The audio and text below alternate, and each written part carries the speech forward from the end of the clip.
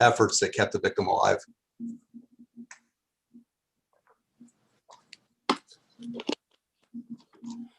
And he is being given. No.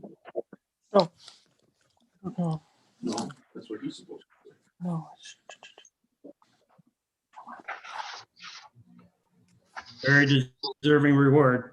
Thanks, Chief. Cool. Thank you. Any other comments? Yes, how is he awarded, Chief? Is it something that you do in front of a group of people privately? How does that work? We could do it a number of ways. Officer Rayburn has requested that we not have a public presentation, and Okay. I would like to honor that request. Understandable. So that's an officer kind of gets that option of what he or she may choose to do. Yeah, it's something we discuss on a case-by-case basis, and mainly a lot of the decision centers around tact. Mm-hmm. Okay. I wasn't, that's the first one I'm aware of that since I've been on council. So obviously, do we, as a council, does council typically have a certificate as well then, Chief, or is it just something that the police department takes care of? There is a certificate that is prepared. Myself, the administrator, and village president normally sign that certificate. Okay. I didn't know if we did anything special as far as trustees as well or not. I just request a vote so that the award is on the village record. Okay. All right. Thank you. Just a comment. I don't want to say a lot. I don't know what I should say, but everybody read Chief's report, and there was a name on one report. And I just wanted to say that Lawrence Berger has attended a lot of our meetings. He sits there in the front of the guest row. And I'd like to just go on record to say, Tyler, thank you very much for your efforts and certainly appreciate what you do for our village of Blissfield. Thank you. I would echo that. Tyler, you're an outstanding officer. We appreciate your service to the village of Blissfield. So I would repeat that too. He is outstanding. So I guess I'll go ahead and make a motion then that we award the life-saving award with bronze cluster for saving the life of a Blissfield resident to police officer Tyler Rayburn, recognizing this award as Officer Rayburn's second such award during his career in accordance with the Blissfield Village Police Department policy on awards and recognition. I second. Moved and seconded to present Tyler with the reward that is going to be given to him. For the record, you can call the roll, Lisa. Mike, Yes. Gwen, Yes. Barb, Yes. James, Yes. Jerry, Yes. Bob. Yes. Thanks, Tyler. Next action item is FOIA appeal, Michael Gunner. I would first refer to our village attorney to provide any statements that he would like to say. Thank you, Bob. Did everyone receive my email, albeit sent late, regarding this issue? So the village procedure has an appeal directly to the village council. In speaking with Darwin and Bob this afternoon, it's my opinion that because the FOIA request directly involves 4 council people, that there is a conflict of interest there that would, in my mind, prohibit them from participating in the appeal, discussion, and action that might be taken. The result of that would be that the council, due to a lack of a quorum, would not be able to take any action on that appeal, and it would just die as a result of that. So let me ask you a question, Jeff. Sure. So when Bob calls the meeting to order, doesn't that establish the quorum because there are 7 of us present? It establishes a quorum, but on each particular issue, there has to be a quorum available to act. So with 4 people, assuming that they would recuse themselves, there would not be a quorum to address an issue that's present. But the quorum is the 7. But they have to be able to participate in the action that's being proposed.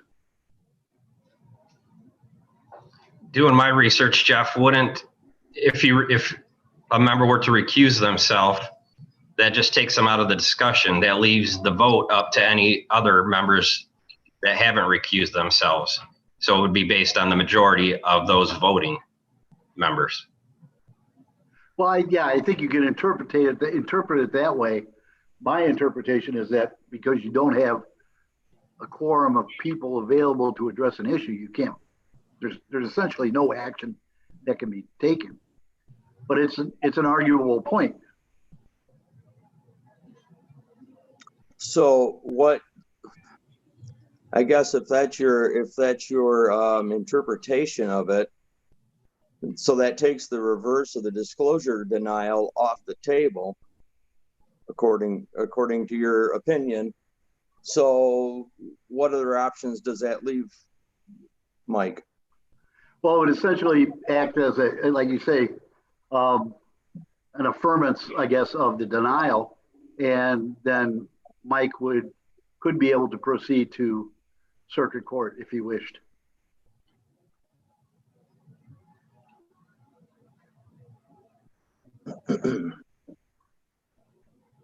So Jeff, it's not your interpretation that the voting members, based on whoever does not recuse themselves, does not constitute a majority. Right. My opinion is we don't have a quorum to address the issue if 4 people recuse themselves. Essentially, we only have 2 members. But a quorum is established at the beginning of the meeting, as Jerry stated.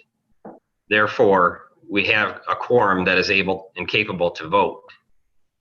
Just because you recuse yourself, that takes you out of the discussion and takes you out of the voting. That is, the way I interpret it, is letting the acting voting members create a majority on their own. I understand what you're saying. And to be honest, I'd have to go back and look at it. But I have always been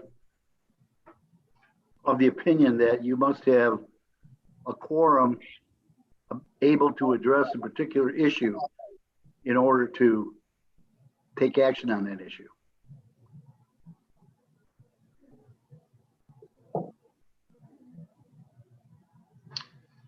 Okay. Mike, you're more than, we give you opportunity to present your arguments if you'd like.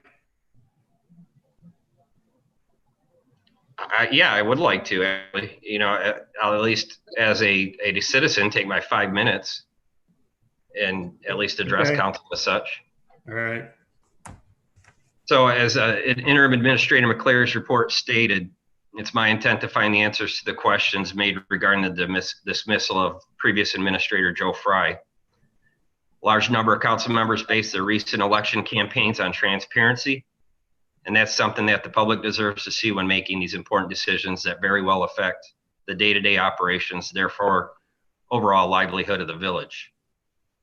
So I requested the FOIA records based on my question of whether certain members of Village Council violated the Open Meetings Act, or OMA. So in regards to the dismissal of former village administrator Joe Fry, during the meeting where we held Mr. Fry's contract, which was terminated, I asked a number of times specifically what each council member's reasons were for his firing. Not one answer was given by any trustee who voted in favor of the termination, and an inaccurate or invalid reason was stated by the village president. There was no discussion at the meeting by any of that majority which voted in favor of the termination. It's my logic, therefore, that the decision was premeditated by said majority of council members, with that discussion or decision taking place outside of a regular council session and therefore in violation of the OMA. Furthermore, there have been substantiated assumptions that certain village employees may have had input regarding this process as well. And if there was any discussion which took place regarding the potential replacement of Mr. Fry, it certainly should not include hired or appointed personnel of the village. So therefore, I'm giving council the courtesy, as well as following this proper process, to see the information is made transparent to the public and other council members who may not have been privy to the discussion on that aforementioned subject. If council denies my request, as Mr. Jubai stated, it's my right to seek other avenues in circuit court to have any records disclosed. It's my intent to do that.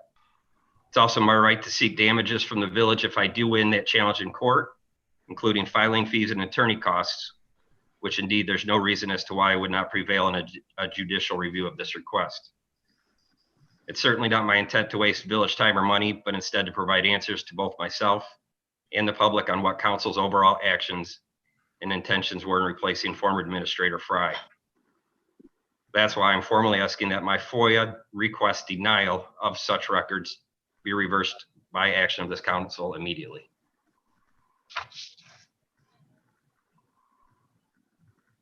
All right, thanks. At this time, I would ask council members if they are going to choose to recuse themselves. Barb, I would recuse myself. Gwen, I would recuse myself. James, I will recuse myself. and I myself will recuse myself. So as a previous discussion on the village on this FOIA denial, it stands. So we're going on to action item 3. Approval of the police department use of force, domestic violence, and search and seizure policies. Chief, would you like to discuss this, or Darwin? Your Yeah. Honor, Oh, sorry, go ahead. Thank you, Chief. Your Honor, at this time, I would turn it over to Chief Greenleaf, who has 2 policies, I believe, that need some revisions, and 1 policy that is a new policy. Chief? Yeah, that's correct. This came as a result of a presidential executive order that was issued last summer, and is our understanding is still in effect at this time. That executive order ties any of our federal grant funding from the Department of Justice to our policies, and to ensure that our policies are meeting the standards set through the executive order. We were about 95% of the way there already. There were just a few things that we needed to tweak in the use of force and domestic violence policy, mainly a requirement that we have a duty to intervene clause in that policy, which makes sense. In the past, I kind of thought it wasn't something that we needed to write in policy, because in my view, it's part of an officer's obligations as a police officer with the public trust to intervene if he saw misconduct by another police officer anyway, and not to do so would be misconduct. But having said that, we did include that paragraph in the policy, and did some tweaking to bring the 2 policies in line with the executive order.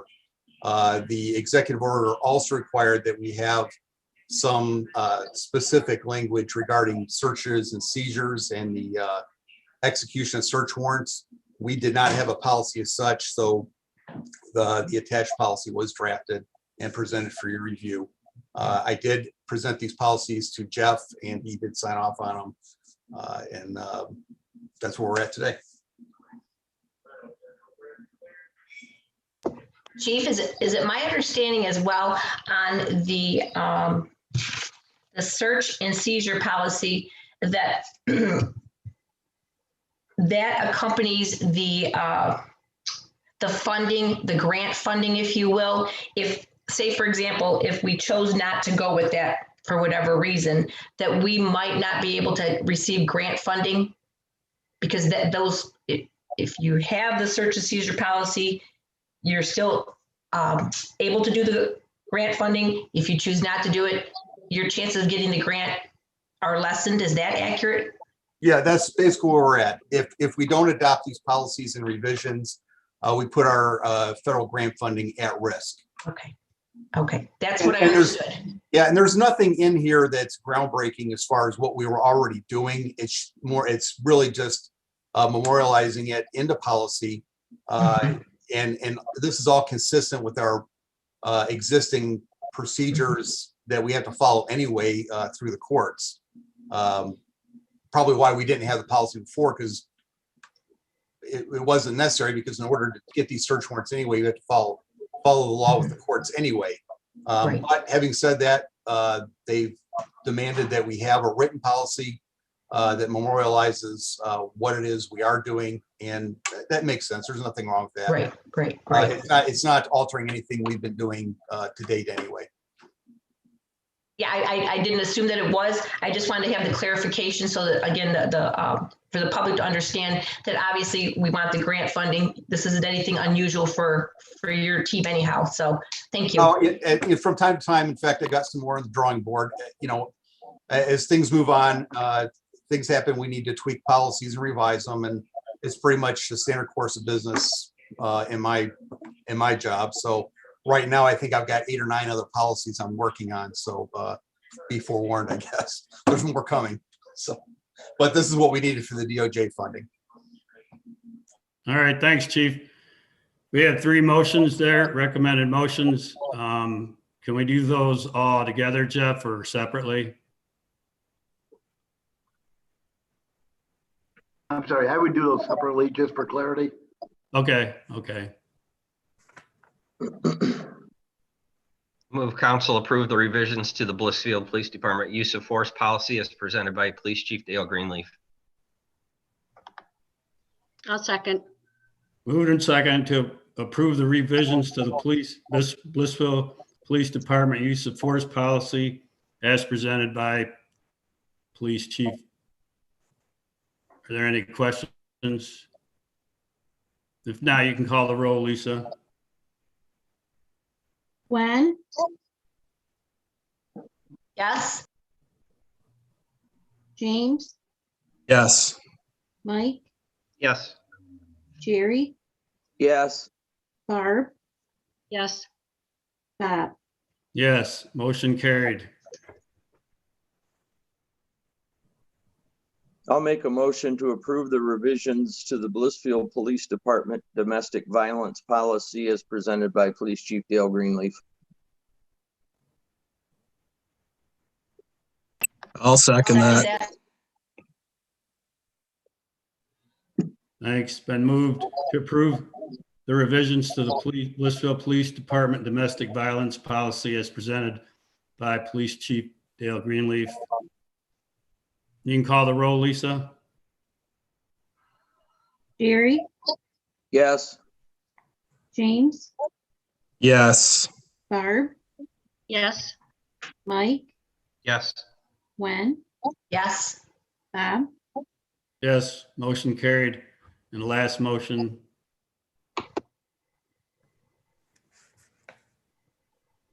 I move council approve the search and seizure policy for the Blissfield Police Department as presented by Police Chief Dale Greenleaf. I'll second that. Moved and seconded to approve the search and seizure policy for the Blissfield Police Department as presented by Police Chief Dale Greenleaf. You can call the roll, Lisa. Mike, Yes. Barb, Yes. Gwen, Yes. Jerry, Yes. James, Yes. Bob. Yes, motion carried. Next action item is approval of agreement for services BidNet Direct MITN bid system. Darwin, you can take that.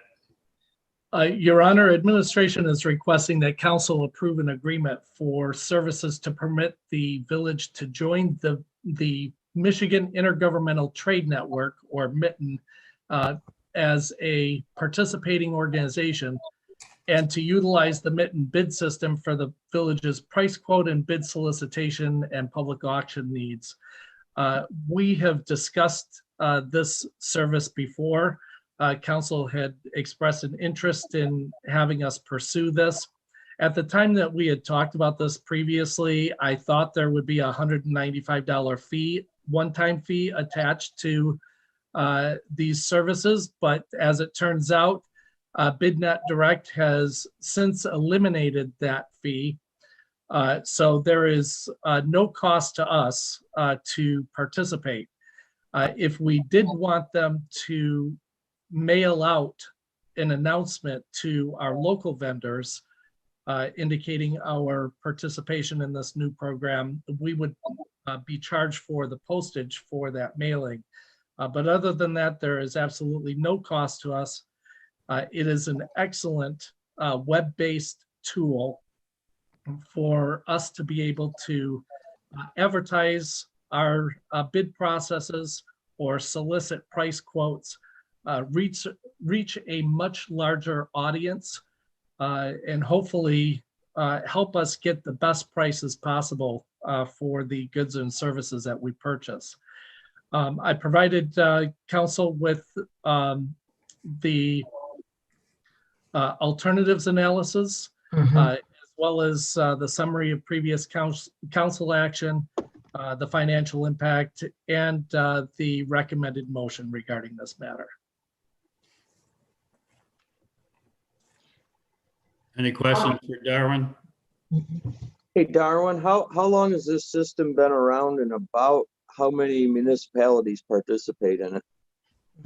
Oh man, the system has been around for, I would say, 15 or 20 years at least.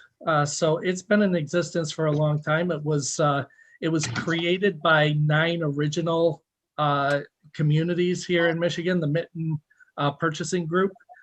And we are probably seeing, I want to say, oh, you're putting me on the spot, but over 100 municipalities in Michigan participate in this, and I'm sure it's much more than that.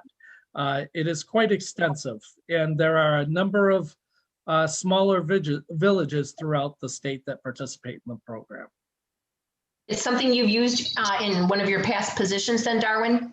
In several, yes. Several. And you guys have actually had bids awarded this way, and you've experienced the whole process? Yes.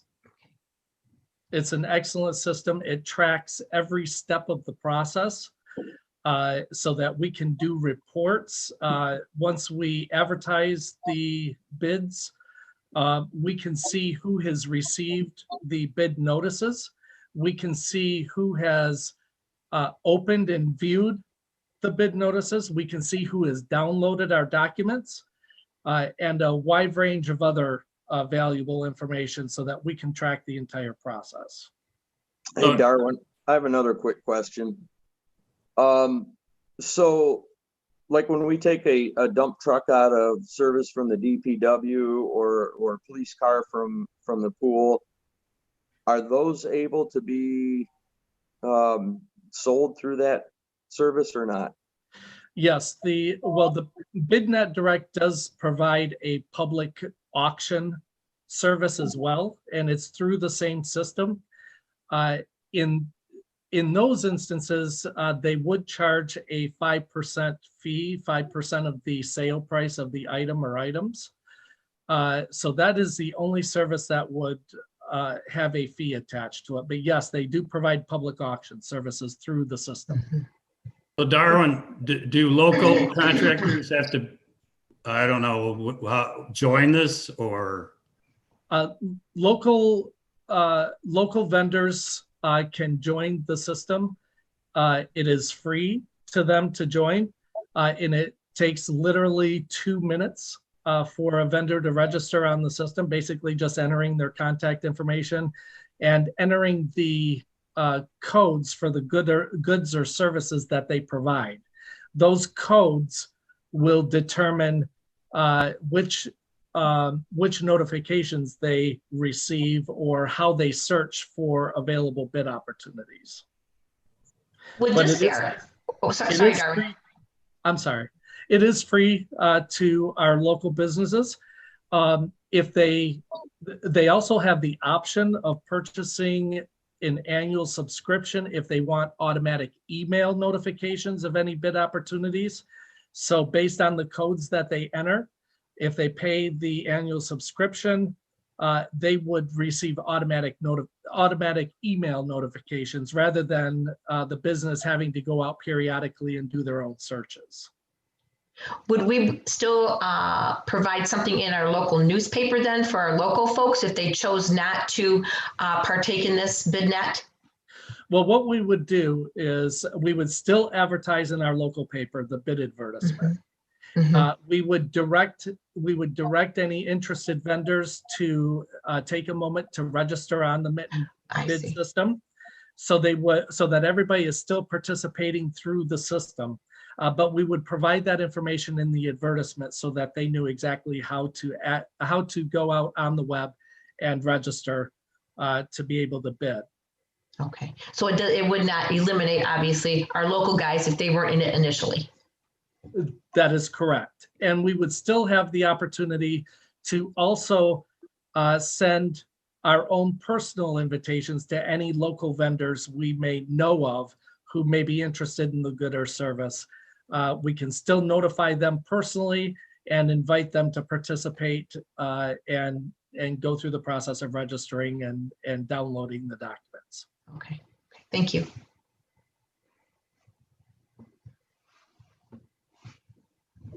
There aren't any other questions. There's quite a long recommended motion. I'll read that for you, Bob. To Okay. approve, I'll make a motion to approve the agreement for services with BidNet Direct of Latham, New York, to join the Michigan Intergovernmental Trade Network, Mitten, as a participating organization and to utilize the BidNet web-based solicitation system at no cost to the village, other than the postage for the mailings and the 5% commission fee for the public surplus auctions, and to authorize the village administrator to execute all necessary documents related to this agreement, subject to the village attorney's approval as to form and content. I'll second that. Moved and seconded to approve the recommended motion. There aren't any other questions. You can call the roll, Lisa. James, Yes. Barb, Yes. Mike, Yes. Gwen, Yes. Jerry, Yes. Bob. Yes, motion carried. Thanks. You're gonna, Before we move on, do we want to talk about sending out a mailing to all the local businesses? That's that postage for the mailings. that would be a good idea. Darwin, in your experience, is notifying local businesses a good idea, a good option at the time that we sign up? I think it is a good idea just to make sure that our local businesses know about the opportunity and know to be able to register on the system. How quickly can we get a price or a cost on that service? I think probably within a week, because we would be working with BidNet Direct. Basically, we would be going through our vendor list in the BSNA system and providing them with a copy of that list. And then BidNet Direct would handle the actual mailing for us.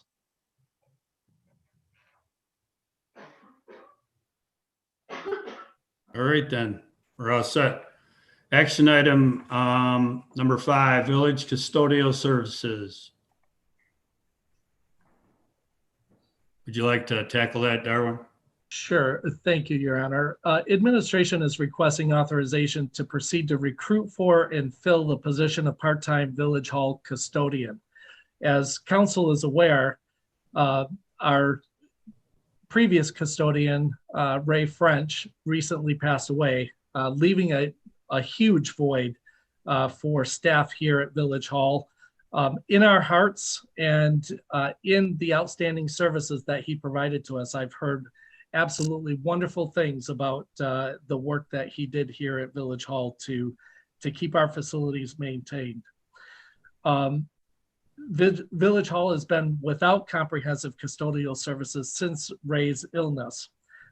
He was working approximately 12 hours per week at a wage rate of $13.84 per hour. I am recommending that we proceed to fill the position, the part-time position. Although if the council wanted us to consider contracted services instead, I would welcome that discussion as well. So if we look at contracted services, we probably aren't going to be guaranteed of getting the same person week in and week out.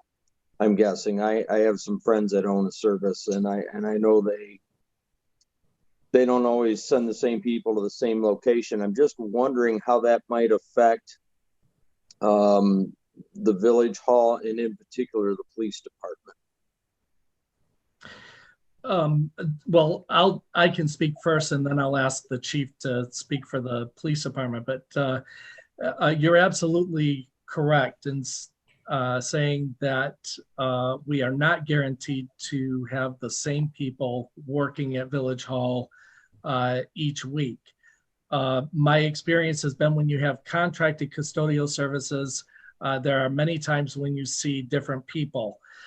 And so it creates some problems for us in continuity of service, sometimes with quality of service. You know, I don't want to say that the quality of service is less with contracted services, but having to deal with multiple people who may not be familiar with the facility does create its own challenges. I do know that you know, the chief and the police department will probably need to make sure that whoever is working with them has certain security clearances to be able to access the police department. And that's also a concern if you're dealing with different people at different times, but I'll let the chief speak on that. Yeah, in order, the rule, actually the law on it is this: in order to have unescorted access into the police department, you have to be fingerprinted, submit to a background check, you have to go through security awareness training, annual recertification. It's a process. Ray did not go through that process. So whenever he cleaned back here, one of the officers or Holly needed to be back here physically with him. And we did that throughout the course of his time with us, and it wasn't a problem. But it was one person. We got to know Ray, and we trusted him. I will say this: when I first started here at the end of 2013, we did have a cleaning crew at the old police station, at the old Village Hall. And as I recall, it was the same people that came in every week. But quite honestly, we were not following the law the way it was written with regards to the security.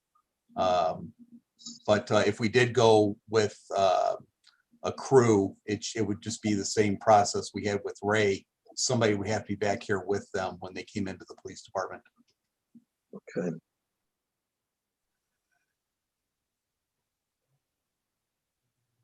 Personally, I think there's enough dedicated, you know, that we could find somebody dedicated and worthy of cleaning locally. And I don't think we need to pay the extra for contracting services.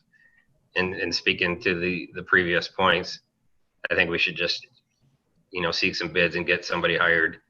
So I'll make that motion that we authorize village administrator to proceed and recruit for and fill the position of part-time Village Hall custodian with the employee to work up to 12 hours per week, starting wage not to exceed $13.84 per hour. Second that. Moved and seconded to authorize village administrator to proceed to the recruit for and fill the position of part-time Village Hall custodian with the employee to work up to 12 hours per week, starting wage at not to exceed $13.84 per hour. At the same time, Darwin, do you, in your past experience, did you hire these folks or did you have like, we use a committee sometimes, but I was wondering if you do this by yourself, is that, So I would be working with our staff to fill this position because I think their input is very important, the police chief, and the rest of our staff working here at Village Hall. But I can tell you in my previous positions, yes, I have been responsible for filling those positions.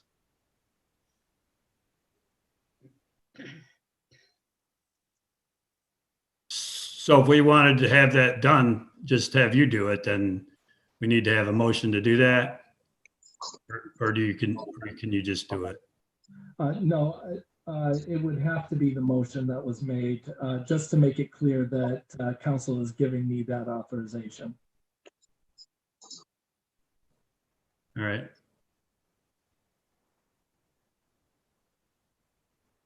Does anybody have anything to say? I would just say we would probably need to put an addition onto Mike's motion, simply stating that we would, that Darwin McClary has our authority to hire this person. In addition to what Mike had stated. Yeah, the first part of that motion authorized him to proceed, recruit for and fill it. So that should be. That's going to be sufficient then? Okay. I think so. That covers it then, Darwin, Okay.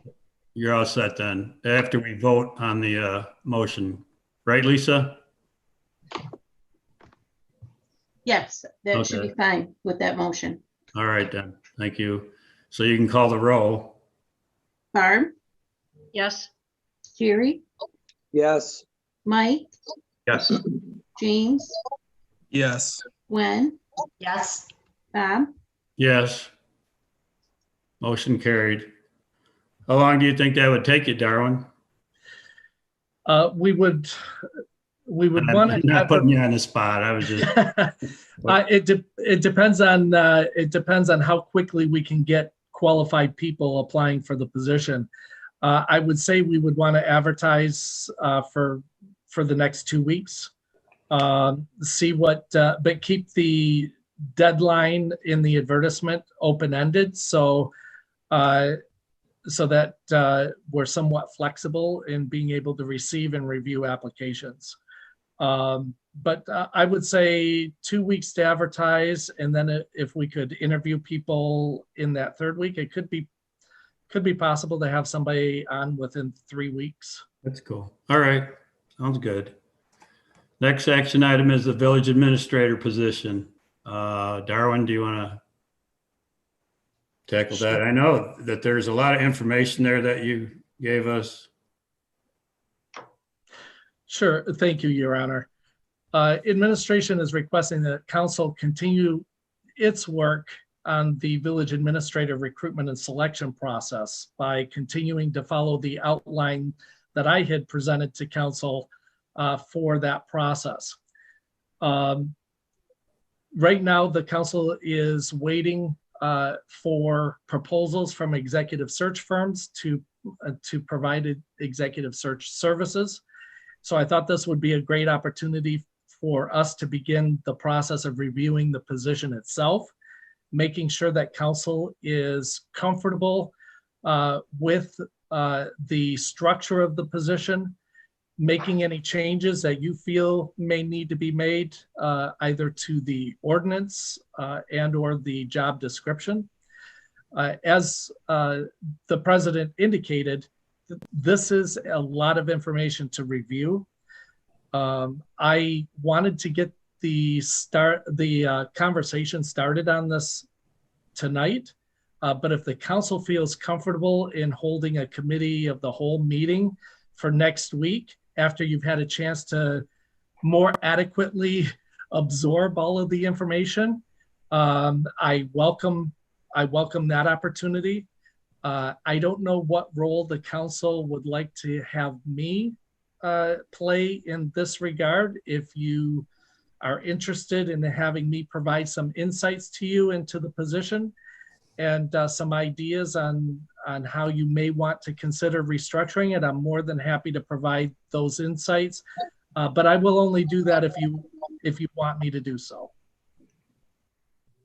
I would think it'd be a good idea to have a committee of the whole meeting, simply for the fact that there is a lot of information and we do want to get it right for he or she that comes on board. I would agree with you, Bob. I think we need to sit down and go through this, and all of us together, and just kind of figure out how we want that position to be spelled out. And I would also think I would want Darwin in on that too, because obviously you have a lot of expertise with that, and we could use your guidance, I'm sure. And I would ditto what Jerry has just stated as well, for those same reasons. Love to have you on board there, Darwin. You have that experience that, even though we may not use everything that you would suggest, but your insights certainly to help us to construct something in a positive manner would be wonderful. Thank you for the offering. You're welcome. So you can put that together then, Darwin, as one of our agendas. I sure will. All right. So do we need to vote to table this till like 2 weeks or something, or no? Was there there was a motion there, Darwin? There was no motion provided to you tonight. I would say not to postpone this or not to table this, but perhaps the motion could be to postpone action on this item until after the committee of the whole has an opportunity to meet and discuss it in more detail.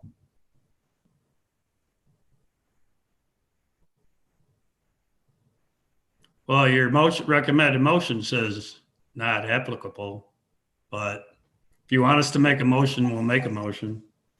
I will give it a whirl here. I'll make a motion to postpone the discussion regarding the administrative position until we meet for our committee of the whole and discuss this position in detail.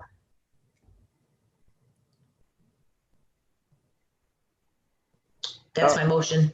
I'll second it. Second. Did you catch, Lisa, did you catch all that? I'm writing as fast as I can. Okay, here, I'll reread it. I'll do it. To postpone. Jerry, you second? Yes. Okay. And basically to postpone the position until we meet for the committee of the whole and discuss in detail. Okay, got it. Thank you. Uh-huh. You can call the roll, Lisa. Mike, Yes. Gwen, Yes. Barb, Yes. James, Yes. Jerry, Yes. Bob. Yes. Thanks. I appreciate that. Next is the monthly bills. I was wondering if anybody has any questions. I got one right off the bat. Okay, go ahead. I'd like to know what the Adrian Blissfield traffic control maintenance, its very first item. I looked that up to make sure that that was a legit thing. I guess we pay it every single year. From my understanding, it's an agreement with the railroad to maintain the signal, I guess, view and make sure they're working sufficiently. Are we talking about stoplights? Because I know they flash the caution and flash red when the train goes through the crossing at Lane Street and Monroe Street. Is that what we're talking about, or? I believe it's that, and also the actual railroad crossings themselves. Correct.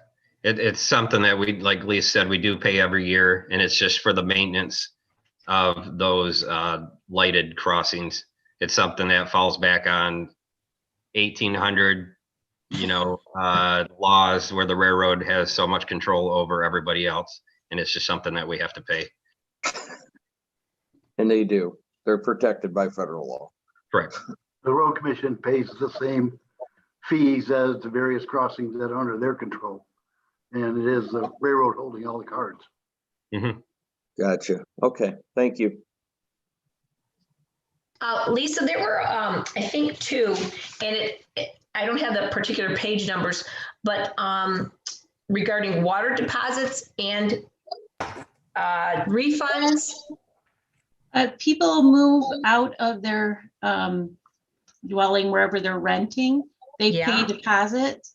And once their bill is paid off in full, a lot of times we'll take their balance out of their deposit, and then those deposits need to be refunded.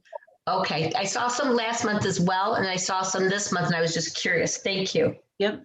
Okay, could we take a look at on page 13 out of 27 regarding the web host? It said website host. I believe it's for $8,300. There are certain payments that we had to pay for them building our website. And there was the $8,000 due this month. And I think there's another pretty hefty one due next month. And they were on a case-by-case basis. And I know like this one, I think we delayed until the website actually went live. Gotcha. Okay, that would make sense. That would make sense.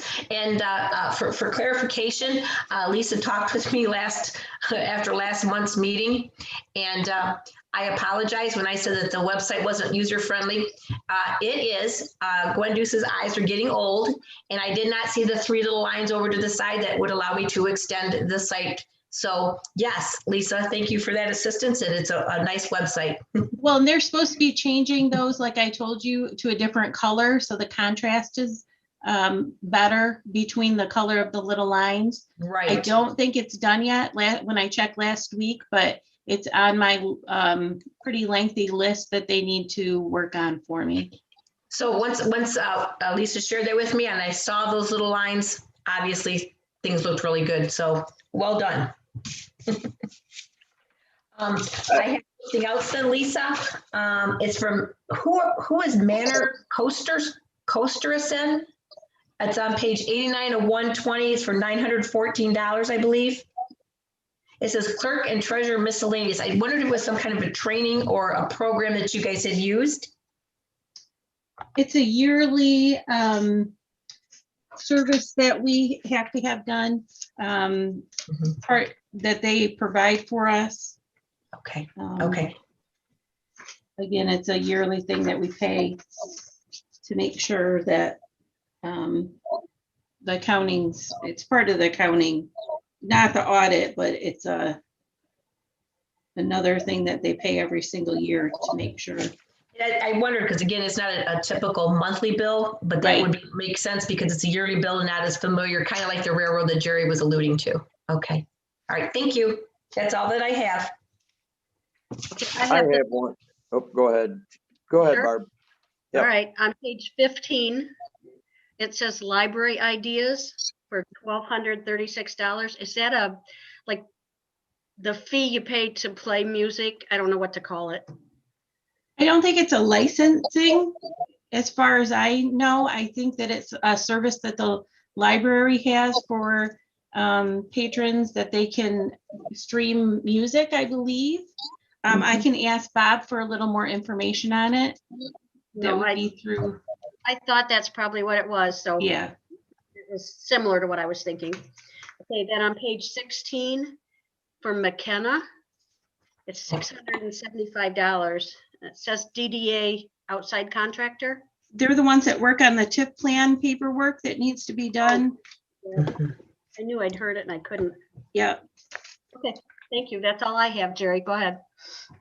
I just have one more on page, let me get to it here, 19 out of 27.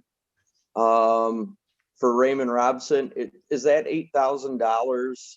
Is that the final payment for the yearly audit?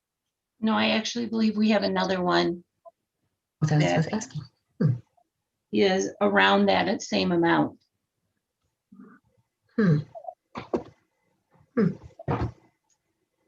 And yes, it's for the yearly audit. Okay, thank you.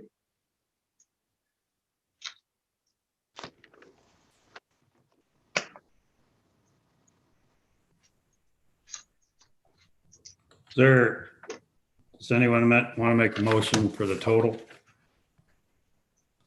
Lisa, is at 169, 859.04, is that correct? Yes, I believe it is for both of those. Yeah. I'll go ahead and make the motion that council authorize payment of the monthly bills, grand total $169,859.04 as presented. I'll second that. Moved in second to pay the bills. There aren't any other questions. You can call the roll, Lisa. Barb, Yes. James, Yes. Gwen, Yes. Jerry, yes, Mike, Yes. Bob. Yes. Thank you. Bills are paid. Officers report. Hey, Bob, Yeah. sorry to interrupt you, but can we add the number 8 committee, the whole meeting? Usually we do that just to add any, to approve that we're going to have the meeting and also add any items that we want to put on that agenda. Okay. Thanks for reminding me. Sorry about, I think maybe discussing pool operations and programming for 2021 might not be a bad idea as well. Okay. You got that, Darwin? Yes. Just checking. Officers report. Treasurer. Brandon's having problems with his microphone. So I guess probably email him. And then he can get back with you guys. I'm sorry about that. That's okay. All right. Lisa, clerk. I don't have anything. Thank you.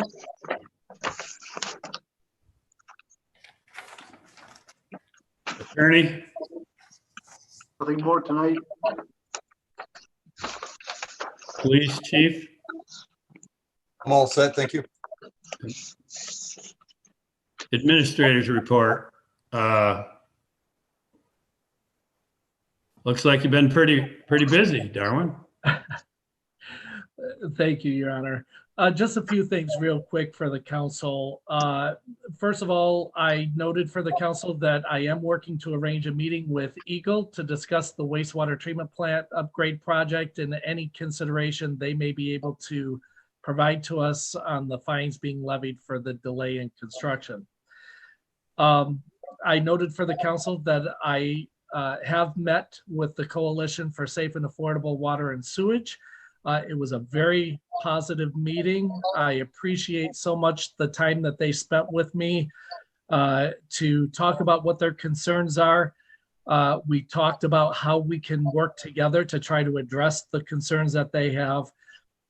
They truly are a group of people who want the same things that the village wants, and that is to make sure that we are providing safe drinking water and properly treating our wastewater, but doing it as cost effectively as we can for our customers.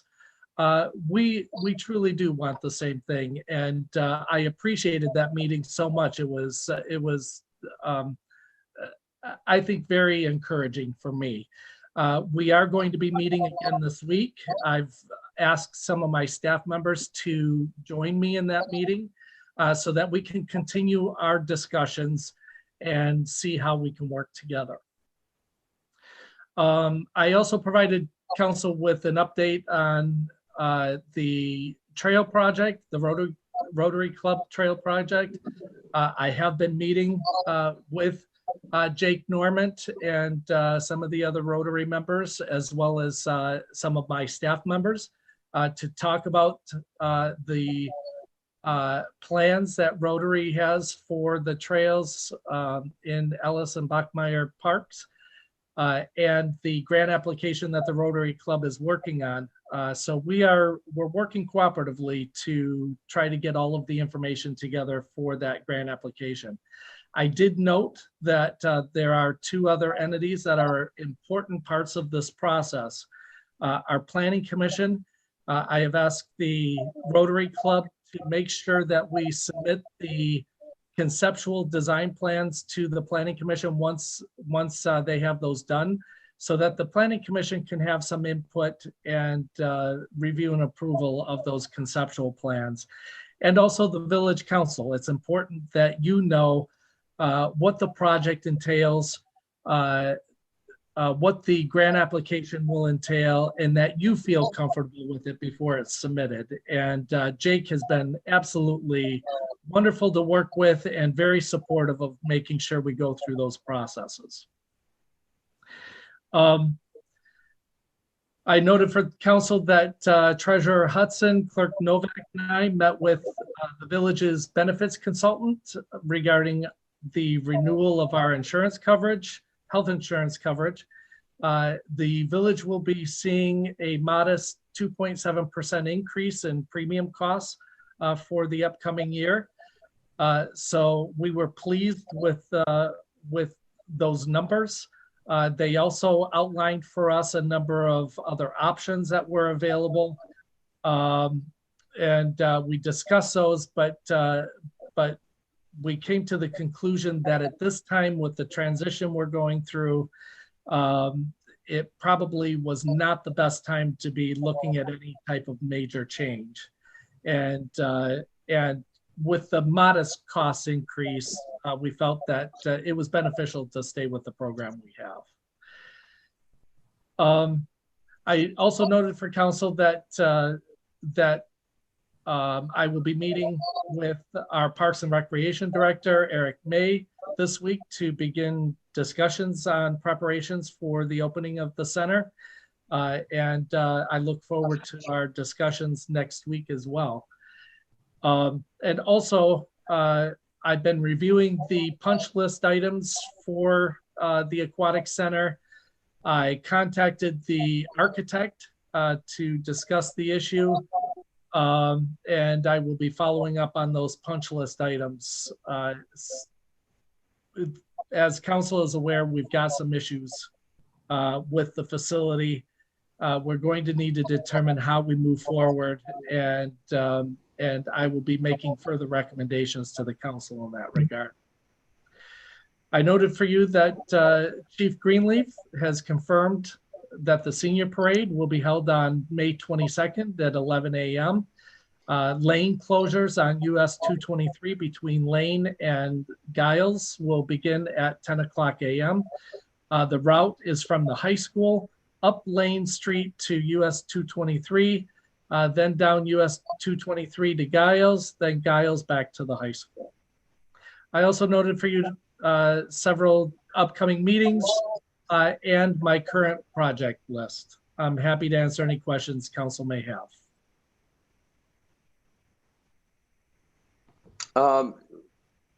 Darwin, in regard to the village administrator search, have we had any response yet from any organizations that are looking to be involved with the search?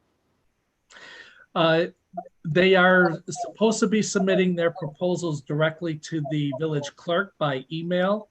I don't know if Lisa has received any proposals yet or not, but it wouldn't surprise me if she hasn't, because normally for these types of processes, they submit them at the very last minute. But Lisa, you may want to let the council know if you've received any proposals. For the village administrator, I have not received anything yet. And what was our deadline on that again, please? The deadline is Monday, February 15th. Thank you.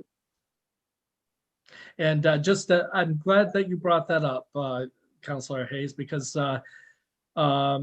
just as a reminder, we do have a committee set up to review the executive search firm proposals once we receive them. So I believe Councilors Gunter, Hayes, and Deuce are on that committee. Yep. Thank you. You're welcome. Thank you. Darwin, I've got one. Have you spoken with Brent, or do you know if Brent has brought any discussion regarding the Generac generator at the lift station on Beagle Road? We had Uh, discussed that at a meeting or two ago regarding replacing that and moving forward on it. Other than discussions that I've had with him as I was touring his facilities, I have not seen any information yet.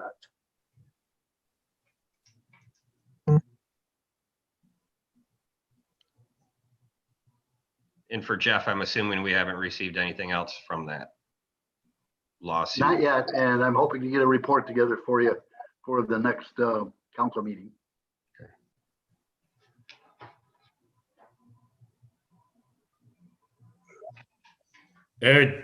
You'd think it would, they would respond by now. I know during COVID, some of the courts have been closed. However, we've waited forever, and whatever it takes to get it replaced, it's just frustrating. That's all I can say.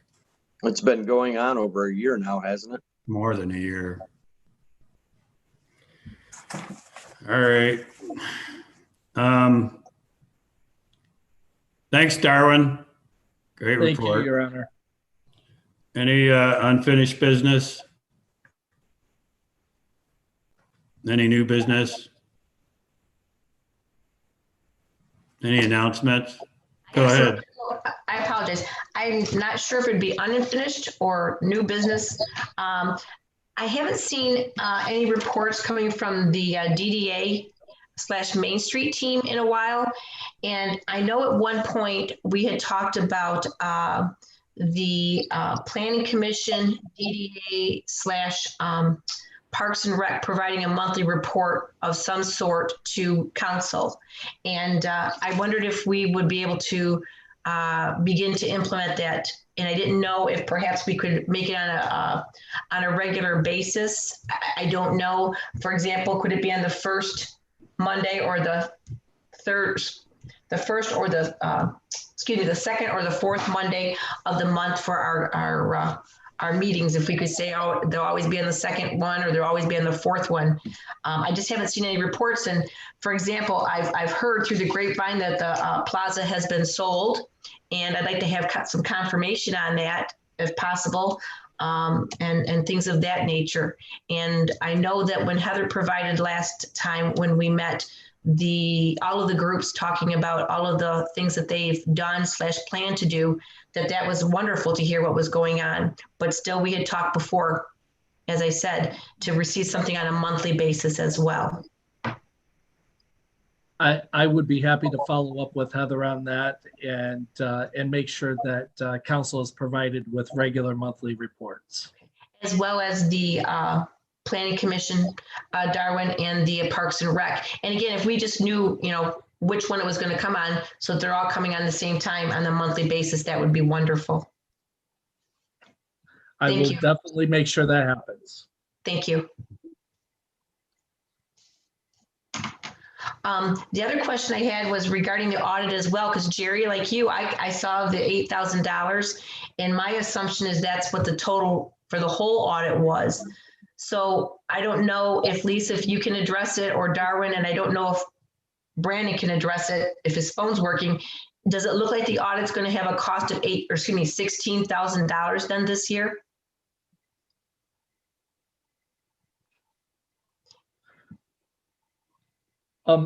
If Glenn, are you there? Yeah, we can hear you. Okay, the audit is $16,000. So the first part of it was supposed to be paid in December, and I think the other $8,000 is going to be paid when the audit is finished. Okay, So that's the my. audit is 16. And that leads me into my next question, Brandon. What is the status of the audit? And do we have an idea when we as council will be given that information, provided that information? The last I heard from Raymond was probably a week or two ago. And as far as I'm concerned, I don't know whether or not that they got the results of the forensic audit, but they were waiting on those results because that is a significant event that happened during this fiscal year. And I don't know if that has been given to them or not. Okay, you had mentioned that before. You had mentioned that before regarding the forensic audit portion of it. So you're not sure if it's continued, if it's been finished up or not, what the status is. Could you repeat that one more time? So you don't know what the status is yet with the forensic audit to finish this audit? I do not know the status, no. Okay, all right, thank you. Though the information that I could give you is a week or two ago, while I was still submitting information, they were still working on certain parts of it. Okay. Okay. But I do know that they were supposed to have it ready by the end of the month. The end of That February? was January. That was January. Oh, January. Okay. So I don't know if COVID has pushed their staff or not. I don't know. All I know is I have submitted them everything that they wanted. And so has Lisa, because they've been emailing Lisa for information as well. Okay, thank All you. right. Thank you. I have a question. Go ahead. Hi, this is Lisa. I've got a question on the, or an answer on the additional payments. So we paid $8,500 last month, and this month was the $8,000 payment that's on the report. There is an additional $3,000 that will be due upon completion.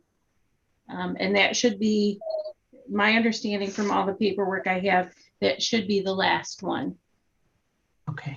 But that's not due until they're actually complete. Okay, thank you, Lisa. Thank you, Lisa. I just want to clarify that $3,000 that Lisa's talking about is for them to file all the state reports for us. That has nothing to do with us, but it is an expense of the audit, so it's for them to file all the state reports. And that's something that we do every year. Barb, did you have a question? I did, but Lisa answered it. Okay. Thanks, Lisa. You're on the ball. Thank you. All right. So we're on to any new business. Any announcements? And I would look for a motion to adjourn. I'll make a motion. We adjourn the meeting. I'll second. You can call the roll, Lisa. James, Yes. Gwen, Yes. Barb, Yes. Gary, Yes. Mike, Yes. Bob. Yes. Thank you. Thanks.